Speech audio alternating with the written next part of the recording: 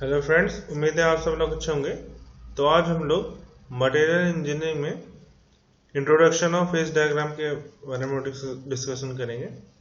तो उसमें सबसे पहली चीज़ है कि एलॉय क्या होता है। So basically N alloy is a combination of metals और मेटल कंबाइंड विद वन और more other elements. Okay, so it is a combination of metals और मेटल और some type of element is to combine to form an alloy.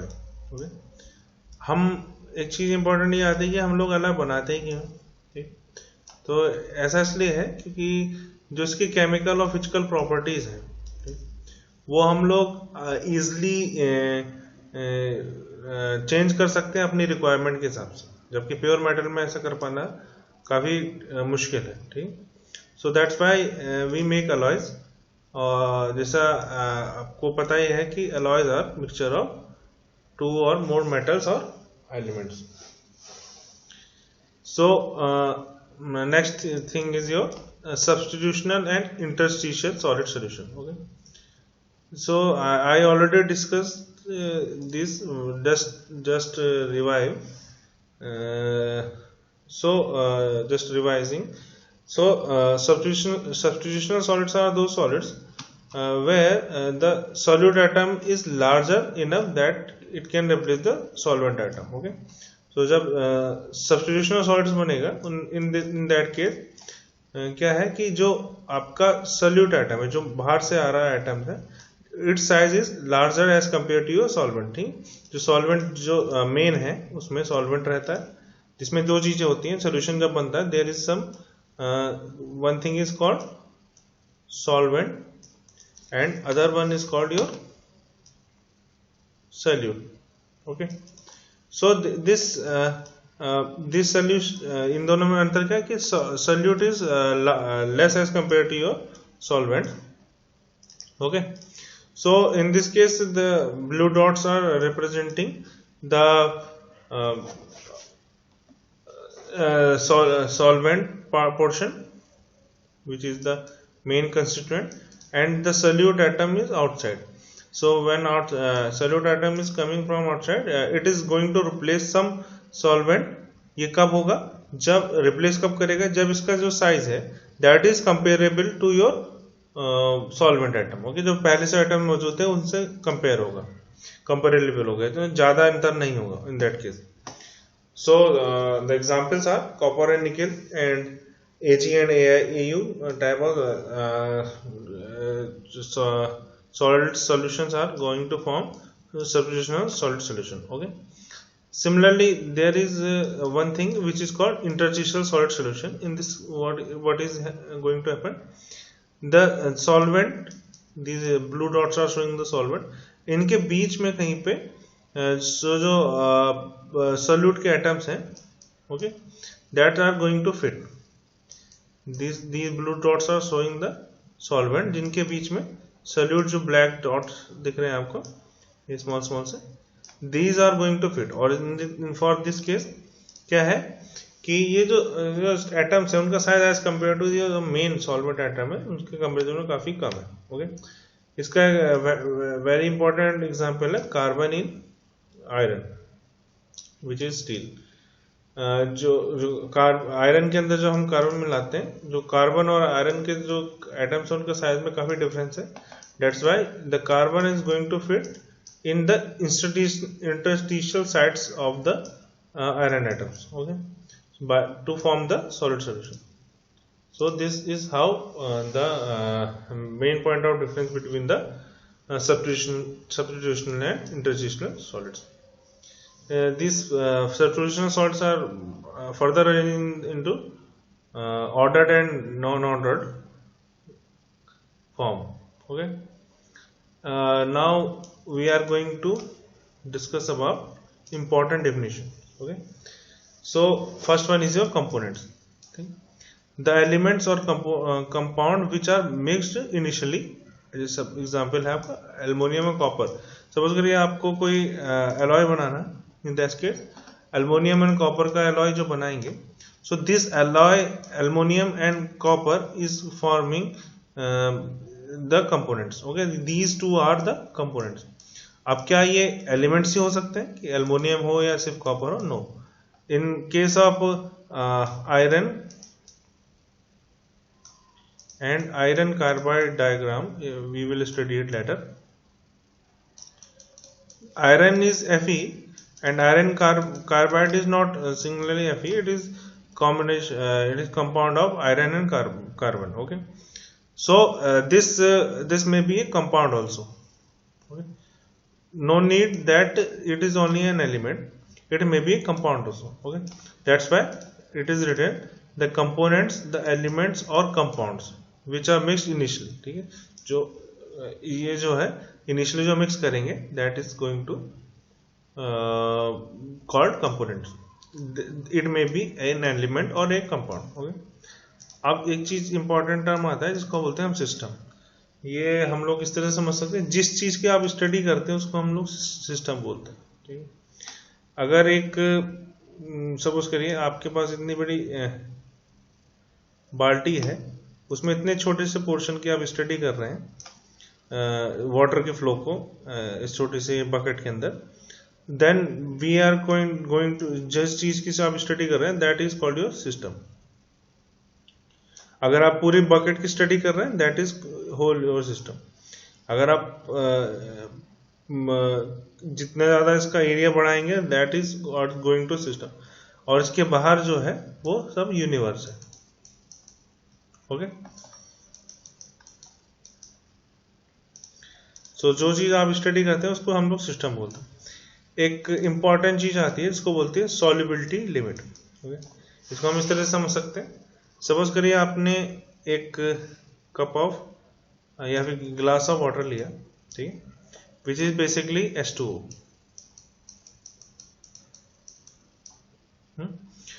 आप उसमें आप लोग क्या कर रहे हैं, इसमें चीनी मिला रहे हैं. सो क्या होगा कि धीरे धीरे इसमें चीनी मिलना स्टार्ट होगा और ये आप इसको डिसॉल्व करने की कोशिश करेंगे और ये चीनी थोड़े टाइम बाद इसमें पानी में मिल जाएगी. ठीक, फिर और चीनी मिला सकते हैं, फिर और डिसॉल्व हो जाएगा. एक लिमिट आएगी जिसके बाद ये चीनी इसके अंदर नहीं मिलेगी.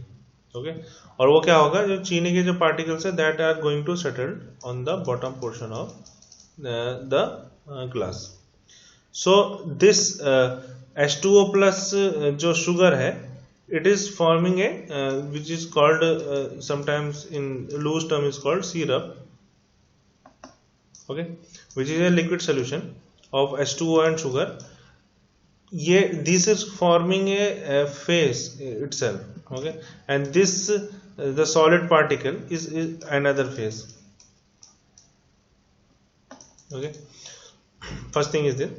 एंड इसके बाद ये जो चीनी आप मिलाने की कोशिश कर रहे हैं, इसकी एक लिमिट है कि इसके बाद इसमें चीनी नहीं मिल सकती. और ये चीज किस चीज पे डिपेंड करेगा, ये काफी सारी चीजों पे डिपेंड करेगा कि इसमें टेम्परेचर क्या है उस टाइम पे. ठीक है, उस टाइम पे प्रेशर क्या है, ये सारी चीजों पे डिपेंड करेगा कि आप क्या लिमिट रख सकते हैं चीनी को मिलाने की पानी के अंदर. सो इसमें जैसे आप देख रहे हैं इस फिगर के अंदर, बहुत इसको फेज डायग्राम की तरह ही समझें. इसको हम लोग स्टडी करेंगे फेज डायग्राम के. उससे पहले बेसिक चीजों के डिस्कस कर रहे हैं इस टाइम पे. So the diagram is between the temperature and composition.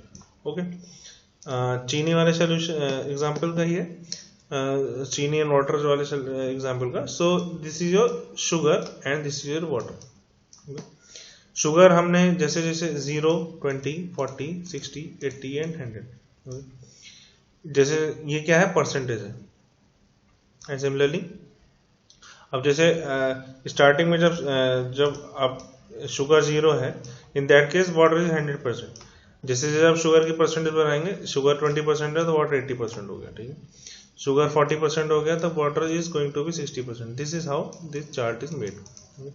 So we are actually we are studying the sugar composition. सो इसमें हम इन दोनों में से किसी को भी ले सकते हैं. कंपोजिशन के कंसिडर में हम लोग यहाँ पे शुगर को ले रहे हैं और इसका इफेक्ट देख रहे हैं टेम्परेचर पे. सो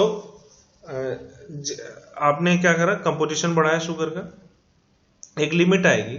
ठीक है, और ये फॉर ए गिवन टेम्परेचर के लिए, सपोज करिए आपने बोला 27 डिग्री सेंटीग्रेड के लिए समथिंग हियर, ओके। तो इसमें है कि ये 60 लगभग अप्रोक्सीमेटली 65% या 67% के आसपास ही ये 65% या 67% के आसपास ही एग्जाम्पल के रूप में, ये मतलब डाटा नहीं है but I am saying that ये क्या चीज दिखा रहा है कि गिवन टेम्परेचर पे, और सपोज करिए 20 की बात करेंगे तो गिवन टेम्परेचर पे ये 65% के अप्रोक्सीमेटली इसमें कंपोजिशन जा सकता है शुगर का, यानी 65% शुगर हो सकती है और 35% वाटर, ठीक है। अगर आप इसमें और मिलाएंगे तो वो क्या हो जाएगा, इससे इस वाले पोर्शन में चला जाएगा, उसमें liquid plus solid sugar solution बनेगा, ठीक है। यानी जो शुगर है that is going to be settled in the bottom portion. And अब अगर मैं इसका टेम्परेचर और बढ़ा दूंगा, मैं 60 पे ले गया, दिस ग्राफ इज शोइंग कि आप जो है इसके कंपोजिशन को बढ़ा सकते हैं, शुगर को और बढ़ा सकते हैं, 70% के आसपास ले जा सकते हैं, ठीक है। 70 या 70 से ज़्यादा परसेंट, यानी 70% शुगर हो जाएगी इन this case and 30% will be your water. This is the effect of this plot is showing the effect of temperature on the composition, okay. This is your similar, इसी से आप देख सकते हैं कि जो वाटर है उसको हम लोग क्या बोल रहे हैं, जो सिरप H2O प्लस जो शुगर का है सोल्यूशन दैट इज सिरप को हम लोग एक अलग फेज मान रहे हैं, एंड द सॉलिड पार्ट जो बॉटम में आ जा रहा है sugar particle that is forming an other part. This is how तो इस चीज से हमें ये चीज देखने को मिलेगी, आप जो है टेम्परेचर और प्रेशर को चेंज करके, ठीक है, कंपोजिशन को वेरी करा सकते हैं, ओके। और सॉल्युबिलिटी लिमिट क्या होती है, वो मैक्सिमम कंसंट्रेशन है जिसको आप ऑफ सॉल्यूट आइटम जिसको आप मिला सकते हैं, ठीक है, for the given condition it's called your for the given temperature and pressure condition it's called your solubility limit, okay. So this is how this is very important thing. You will appreciate these things later. And now one very important thing which is called your phases. Phase क्या होता है, तो देखिए इसमें दो तीन चीजें बता दो। ए फेज में भी डिफाइंड एज ए होमोजीनियस, सबसे पहले वो होमोजीनियस होगा यानी इक्विलिब्रियम डिस्ट्रीब्यूट होगी चीजें, उसमें कोई भी फेज होगा तो portion of system that has uniform physical and chemical characteristic, ठीक है, जिसकी फिजिकल और केमिकल कैरेक्टरिस्टिक सेम हो। तो अगर फिजिकली वो डिफरेंट है, यानी सपोज करिए फिजिकली डिफरेंट से मेरा मतलब ये कि ये जो एक पानी है, सपोज करिए पानी के अंदर आप अगर आइस डालें, okay, this is your eyes and this is your water, okay। तो this ice and this water is another phase, ठीक है, ये different phase है। ये different phase क्यों है और ये different phase है, ये different phase दोनों क्यों है, because they are physically different, okay। the water is physically separable, ठीक है, from ice, आप इसको दोनों को separate कर सकते हैं सबसे पहले चीज। एंड ये डिफरेंट स्टेट में है, ये this is in solid state, ice is in solid state and water is in liquid state. These are physically separable and not uniformly, that's why these are in both are in other phase, ठीक है, water अलग phase में है, ice अलग phase में। ये जो चीज है जो केमिकल और फिजिकल कैरेक्टरिस्टिक्स जो है यूनिफॉर्म होनी चाहिए, ये जरूरी नहीं है कि एक साथ हो, ठीक है, कि इनमें से एक भी चीज डिफरेंट है, देन जो है आपका आप बोल सकते हैं वो डिफरेंट फेज पे, ठीक है। कई जैसे केमिकली तो जो H2O जो है that is both ice form में भी और जो वाटर फॉर्म में भी H2O is going to be chemically H2O only, ठीक है। वो H2 पानी की जो कंपोजिशन है that is going to be H2 which is chemical characteristic, but ice and water are different in physically form, okay. That's why these are some separate phases, इसको हम लोग सेपरेट फेस के अंदर count करेंगे, ठीक। Similarly अगर मैं इसको वेपर के उसमें बोलूं तो that is an different thing, different phase, okay. So these are the three phases of what H2O, which pure H2O, which is your ice, water and vapor form, okay. When water, okay, ऐसे ही similarly एक चीज है कि हमें आप ये सोच रहे होंगे कि इसका मतलब ये है कि फेज का मतलब ये है कि जो सॉलिड एक अलग फेज है, एक लिक्विड एक अलग फेज है और वेपर एक अलग फेज है, ऐसा आपको सोच लग रहा होगा, but this is not the right way to think like this. Solid के अंदर भी जो डिफरेंट टाइप के देखिए स्ट्रक्चर हैं, क्रिस्टल स्ट्रक्चर हैं डिफरेंट टाइप के। अगर सपोज करिए कोई कंपोनेंट कोई कंपाउंड है या कोई element है that is forming FCC structure and some other is forming BCC structure, वो सेम है, मतलब एक ही एलिमेंट है उसमें, सब कुछ सेम है, but the structure is different, that is going to form an other phase, this FCC is going to be in other phase and this BCC element is going to form another phase, okay। तो ऐसा नहीं है कि solid के अंदर भी different type of phases होंगे, ठीक है। दैट्स वाई हम लोग इसको अल्फा बीटा गामा और ये ग्रीक लेटर्स हैं उनसे डिनोट करते हैं, okay. This alpha beta gamma is showing से solid phase, okay.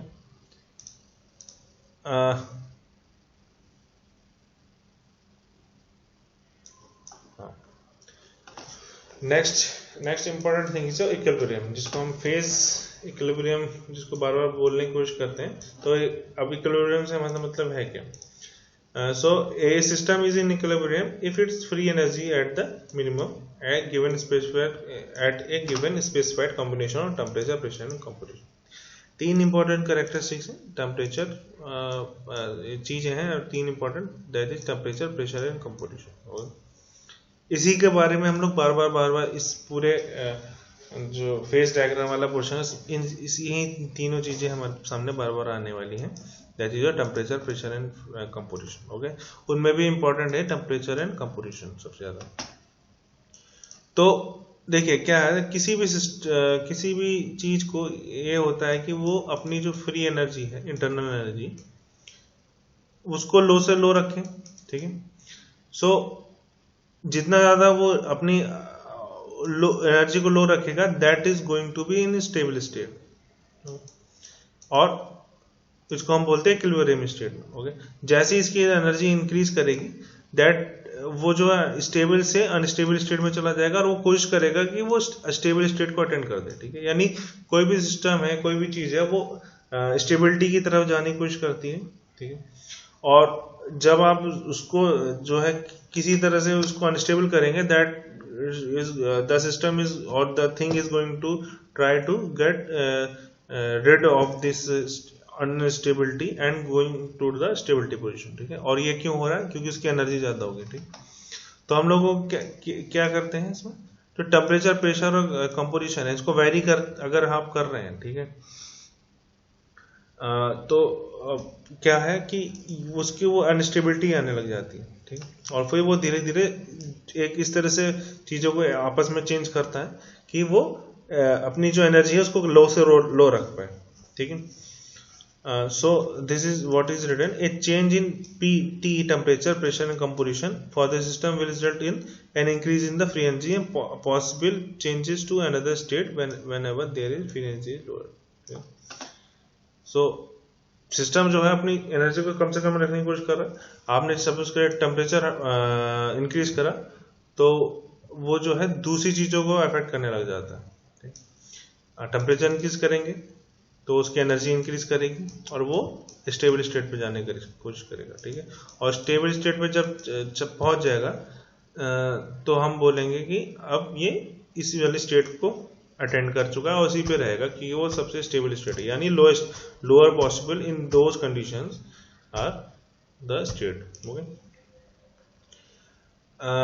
Next thing is what is your phase diagram and what is your unary or one component phase diagram means. Okay. So phase diagram को हम लोग कई बार जो है equilibrium diagram भी बोलते हैं. ठीक. तो एक कभी आप कंफ्यूज मत होइएगा, इक्विलिब्रियम डायग्राम क्या है और फेज डायग्राम क्या है, दोनों एक ही चीज है. बेसिकली ये क्या है, is a graphical representation of various phase present in the material at various temperature and composition. Different जो फेजेस प्रेजेंट होते हैं मटेरियल सिस्टम के अंदर at different temperature and composition पे, उसको ग्राफिकली अगर हम रिप्रेजेंट करते हैं उसको हम बोलते हैं phase diagram. Graphically representation of जो फेज प्रेजेंट है मटेरियल के अंदर at various temperature and composition is called your phase diagram और इक्विलिब्रियम डायग्राम. वही चीज है कि इसमें जो तीन very important thing which is going to decide the phase structure which is your temperature, pressure and composition. These things are very important to study the phase diagram. अब जैसे आपने सबसे पहले जो फेज डायग्राम के बारे में देखा होगा वो है पीटी डायग्राम आई थिंक.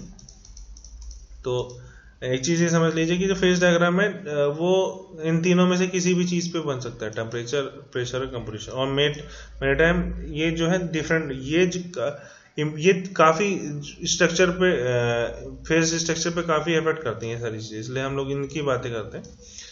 तो इसमें से किसी को भी आप लेके ये जो है अगर बना रहे डायग्राम, ठीक है, that is called your phase diagram. ठीक. तो जो आपने सबसे पहले फेज डायग्राम के बारे में स्टडी देखा होगा ये विच is your called PT diagram. ठीक है, फॉर वाटर, फॉर H2O के लिए जो पीटी डायग्राम है उसको देखते हैं. सो इसमें जो है आप इस तरह से कुछ बनता है. These are all experimental thing, ये सब एक्सपेरिमेंट से आया है. सो हमारा जो नॉर्मल ये प्रेशर और टेम्परेचर के बीच में डायग्राम सबसे पहली चीज, इसमें हम लोग ये क्या मानना है, composition is going to be constant. Okay. So हम जनरली 1 एटमॉस्फेरिक टेम्परेचर पे काम करते हैं. ओके. तो this is your pressure in atmospheric comparison. So 1 atmospheric pressure पे जो हमारा वाटर है, अगर आप उसमें if you are going to increase the temperature, okay, so what is going to happen, first ये solid phase solid state ice के form में है. ठीक है. अब जैसे ये जो 0 डिग्री पे आया, ठीक है, 0 degree centigrade, the ice is going to be melted and वो लिक्विड फॉर्म में आ जाती है. ठीक. और ये वाटर लिक्विड फॉर्म में आई और लगभग 100 डिग्री पे वो जो है वेपराइज हो गई. ठीक. सो these three boundaries, solid, this portion is for liquid, okay, this portion is for solid, this portion is showing the liquid portion, and this portion is showing your vapor portion, okay, or steam portion. This is how normally things work in case of 1 ATM. अब suppose करिए मैं दूसरी जगह से कहीं से देखूं, अगर मैं यहाँ से इस तरह से जाऊं, अगर मेरा एटमॉस्फेरिक प्रेशर मैंने 0 पॉइंट इस पॉइंट पे रखा है, ओके, अब यहाँ इस तरीके से, तो इन दिस केस द मटेरियल, मैं जैसे जैसे टेम्परेचर बढ़ाऊंगा तो एक टाइम आएगा जो कि ये इस टेम्परेचर लिमिट पे जिस पे ये क्या है, डायरेक्टली सॉलिड से ये जो है डायरेक्टली वेपर में कन्वर्ट हो जाएगा. ओके. ऐसा हो सकता है. ठीक. This diagram is showing this. जब आप प्रेशर बहुत कम कर ले तो जो कि जनरली नॉर्मली हमें देखने को नहीं मिलता, हम लोग इसी के आसपास रहते हैं. बट अगर इफ इट पॉसिबल तो वो क्या होगा, डायरेक्टली जो सॉलिड स्टेट है आइस जो है सीधे जो है किसमें कन्वर्ट हो जाएगी, वेपर फॉर्म में कन्वर्ट हो जाएगी. That is not going to be in liquid state. Okay. How this is showing the PT diagram or unary diagram of water. Okay. This is example of unary diagram. there is one important point which is point O. Okay. This is called your invariant point. Okay. और इस H2O वाले case के लिए हम लोग इसको generally एक specific नाम दे देते हैं, it is called triple point. Okay. इस वाली कंडीशन में क्या है, यहाँ पे हमारे पास प्रेशर फिक्स है और टेम्परेचर फिक्स है और कोई चीज वेरी नहीं कर सकते और कंपोजिशन भी फिक्स है. ये तीनों जो चीजें, क्योंकि कंपोजिशन तो पहले से फिक्स है, तो ये जो तीनों चीजें इस पॉइंट पे फिक्स हैं. और ये इसमें इन this case the solid, liquid and vapour जो है तीनों की तीनों कोइंसाइड करेंगे. तीनों की तीनों स्टेट जो is going to coincide here, that's why it's called triple point of water. Okay. Generally दूसरे फेज डायग्राम के लिए हम लोग ट्रिपल पॉइंट नहीं बोलते हैं, उसको बोलते हैं हम इनवेरिएंट पॉइंट.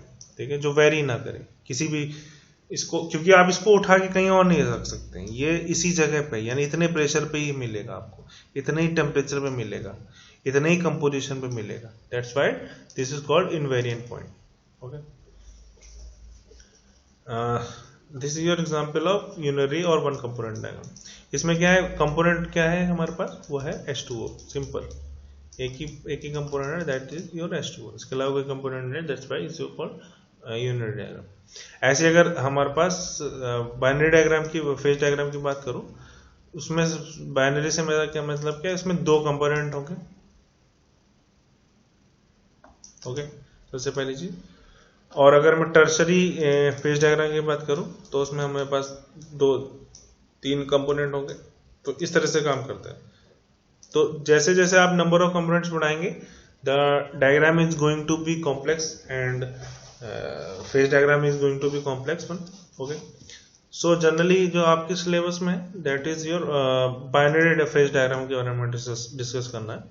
सो आगे जो भी चीजें हैं वो हम लोग बाइनरी फेज डायग्राम के बारे में डिस्कस करेंगे. उसमें हम कैसे काम करते हैं ये चीजें देखेंगे. इसको थोड़ा सा हम लोग आज स्टार्ट कर लेते हैं. फर्स्ट जो है बाइनरी का मतलब 2 कंपोनेंट होंगे. अब जो इंडिपेंडेंट वेरिएबल है इसमें, that is your temperature and composition. ठीक है. This is showing composition and temperature are 2 independent variable जिसको हम लोग वेरी कर सकते हैं. और प्रेशर को हम लोग कांस्टेंट मान के चल रहे हैं, 1 atmospheric pressure. Okay. So this is how your binary diagram is shown. इसमें बहुत कुछ चीजें देख लेते हैं हम लोग. स्टार्ट आगे वाले लेक्चर के लिए थोड़ा हमारे पास बेस बन जाएगा. There is this plot is between your temperature and composition. Okay. अब ये जो चीज है, ये एक अलॉय बनाने की कोशिश करी हमने, which is of copper and निकल. ओके. अब ये कॉपर एंड निकल है. देखिए यहाँ पे कॉपर का कुछ प्योर कॉपर है, यानी यहाँ पे ये जो कंपोजिशन है दैट इज गिवन ऑफ निकल. ठीक है. इस तरह से अब जब इस तरह से जा रहे हैं हम लोग, दैट इज इंक्रीजिंग निकल कंपोजिशन. ओके. जैसे जैसे हम लेफ्ट से राइट में जा रहे हैं तो हम लोग निकल का कंपोजिशन को बढ़ा रहे हैं. ठीक है. तो इस वाले पॉइंट पे this is your pure copper. ठीक है. यहाँ पे कॉपर 100% होगा और nickel is going to be at 0% इस वाले point. So in this case ये क्या है, प्योर कॉपर है. ये प्योर कॉपर है, उसका कुछ मेल्टिंग पॉइंट होगा. Okay. This is shown here. Similarly जो प्योर निकल है दैट इज योर, इस वाले चार्ट को देखें अगर, तो कॉपर 0 होना चाहिए इसमें इन दैट केस. इसको इधर बना लेते हैं हम लोग. इस वाले पॉइंट को अगर देखें तो इस वाले पॉइंट में क्या, ये 100% निकल है, तो निकल 100% हो जाएगा. और in this point copper is going to be 0%. Okay.